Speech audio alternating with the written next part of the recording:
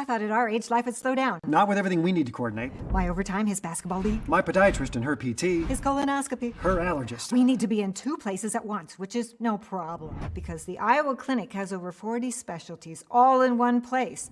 So when our doctors want to coordinate our care, they just talk to each other. Our doctors work together to figure out the best care for us, so we can go back to our busy lives, juggling our doctors, our careers. Our grandchild. Care how you want it. Visit iowaclinic.com.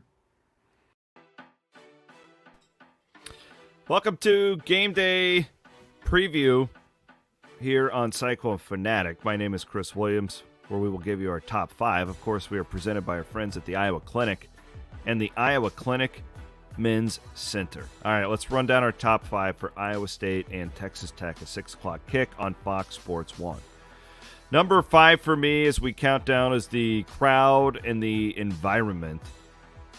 Not expecting elite attendance from Iowa State fans in this one, and I'm not sure you should expect that. One conference win, you come into senior day, and it is going to be cold Saturday night in Jack Trice Stadium. This is what I call a true Cyclone sicko game. A few of these come to mind. There was Black Friday against West Virginia that one year where it was freezing.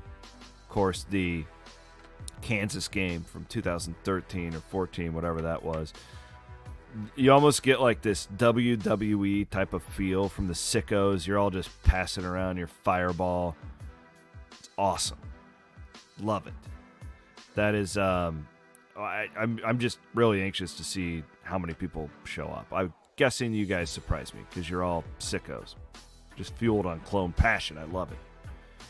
Running game, obviously critical when it's cold like this. Iowa State has not been able to consistently run the football. I feel like last week's game against Oklahoma State set Iowa State's running game back about 10 years. Will they be able to do it at all against a Texas Tech defense that you should be able to run the ball against, but will you actually be able to? They should have been able to run on Oklahoma State, and they couldn't. How does that work? Because that leads me into number 3. Where is Hunter Dekkers' head at coming into this game? The one thing I really, really like about Dekkers is he seems to be a young man who, when he makes a bad play, throws an interception, has a turnover, he seems like he can bounce out of that pretty quickly. I think he's got a pretty short memory. If for some reason they can't run the ball against Tech, though, and Dekkers has to throw it 40 times and 10-degree weather, where's his head at? Is he just done? Or is he going to rebound? And, that's a legitimate question. I don't think he's going to get benched. I don't think he should get benched. Where is his head at? Because you can't turn the ball over 5 times, guys. You just can't. You'll lose every time. You're not good enough to overcome that. I want to talk about Texas Tech here in number 2. I think there's an expectation by some that Tech will come up here and it's going to be super cold and they're going to roll over and die. We've seen a handful of Texas Tech teams do that before. I don't get the sense that this era of Tech football is like that. They seem to play very hard. I think they're a tougher group than you would normally see coming up to Ames in November. Yeah, it's just a hunch. From watching this group, I don't think they quit in the third quarter if Iowa State gets up by 2 scores, like you've seen some of these Texas schools in general do.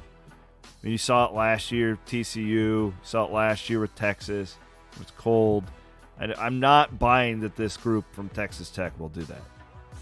And number 1, I think bowl eligibility is on the line for Iowa State here. I know it would only be their 5th win, but the numbers certainly point to Iowa State getting a bowl bid at 5-7 because of its APR.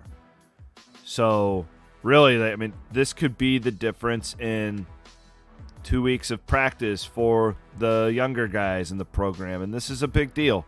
I know fans, it's not as sexy because you don't get to see that, but it is a big deal. I think especially in the transfer portal era where you keep guys on campus a little bit longer.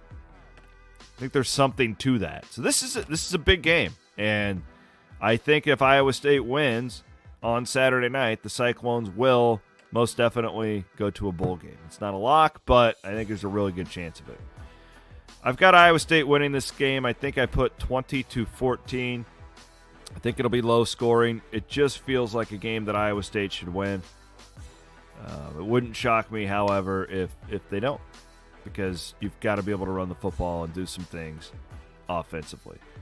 With that, my name is Chris Williams. Thanks to our sponsor, the Iowa Clinic and the Iowa Clinic Men's Center, for presenting the Game Day Preview Show. Our top 5 here all over the Cyclone Fanatic platform. 6 o'clock kick tonight. Clones, Texas Tech. Stay warm. Go Cyclones.